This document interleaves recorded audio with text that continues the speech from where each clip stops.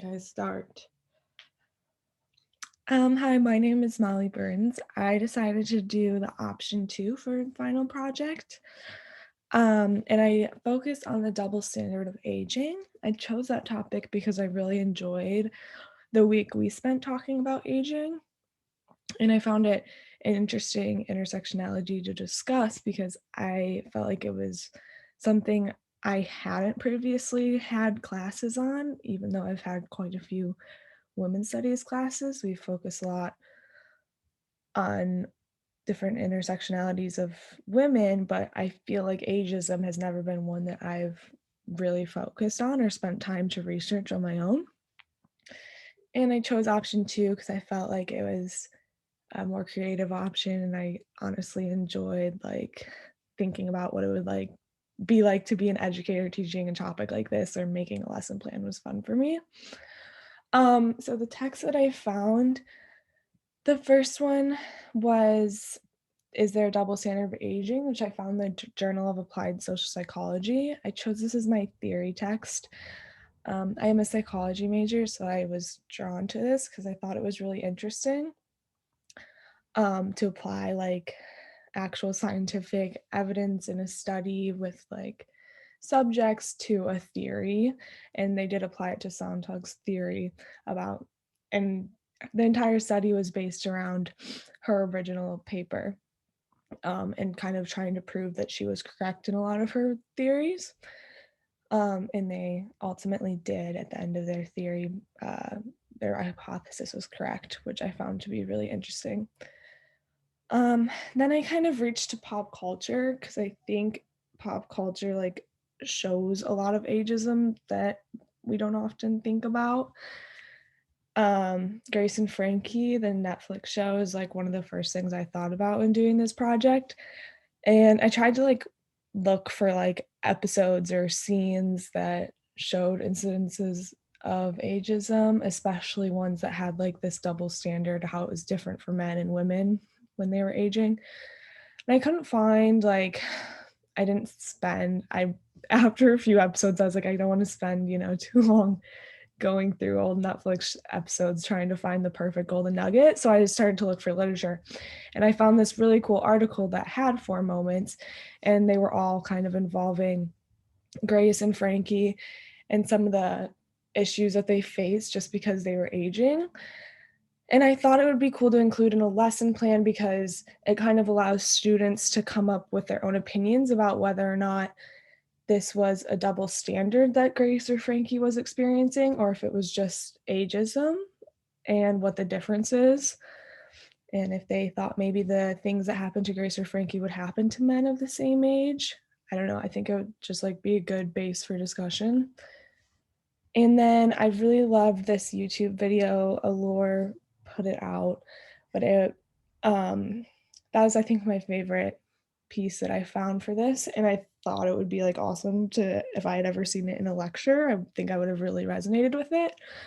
I liked it because it had a positive spin on aging and how these women grew more confident and felt more comfortable with their sexualities the older that they got, which is different from a lot of the media that we see about women aging. It's more jokes about how you don't ask a woman her age or, things along those lines. It's less about how women have grown to feel beautiful. So I thought that was another good base to start some discussion.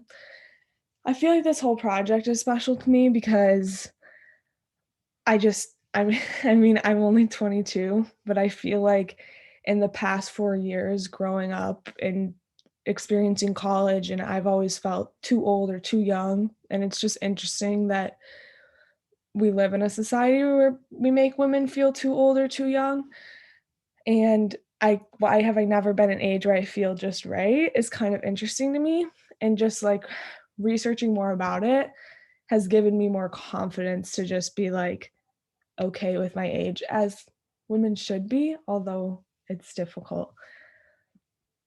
So this is a little bit more specific, my lesson plan. Obviously, apologies, I live by a train station and they've been going all day for the holiday weekend. Um, yeah, so I spoke a lot about the text that I chose and why kind of already.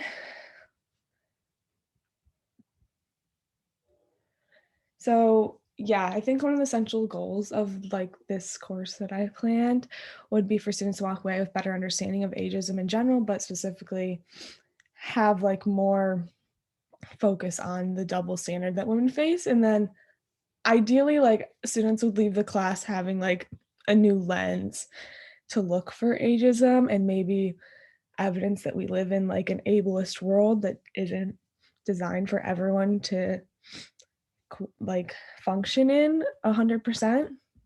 I don't know. I think it would just really get students thinking as this week or the week that we spent talking about ageism got me thinking. I think this is just like a good extension to that, if not like another version of that. So I don't know. I just think it would be good to discuss more ageism and the double standard that comes with it because it feels like it's such an overlooked intersectionality. Although almost everyone experiences ageism because we all age, and that's like, matter of fact, everyone is growing older. So it seems like it's something we should talk more about because it's something that as a woman, I've feel like I've already slightly experienced and feel like it's definitely in the future. My classroom, I talked about how I'd want it to be a discussion-based class. I've always liked discussion-based classes, and I think I explained it a little bit more in this paragraph, but I like it when, like a topic is introduced by the professor, and then groups break away and discuss what they feel about the topic. And then I wrote that one of my favorite classes, a professor had everyone break into groups, and then she went around to each group and kind of joined their discussion for a couple minutes and asked some like more questions and, brought up some ideas that maybe the group hadn't talked about yet. And then the professor herself went back to the front of the room and shared what she gathered from each group versus like having students kind of feel like they have to someone in the group has to decide who's going to share, and it's just like I've never enjoyed that. So I've really enjoyed how this teacher kind of did that for us and took away like the level of like awkwardness that comes with raising your hand, which I feel like might only get worse after COVID. So I was kind of mirroring like that class when I was thinking about how I would want to run a class because I just felt like I learned very well in that class and enjoyed it. I think that's kind of it. Um, Thank you.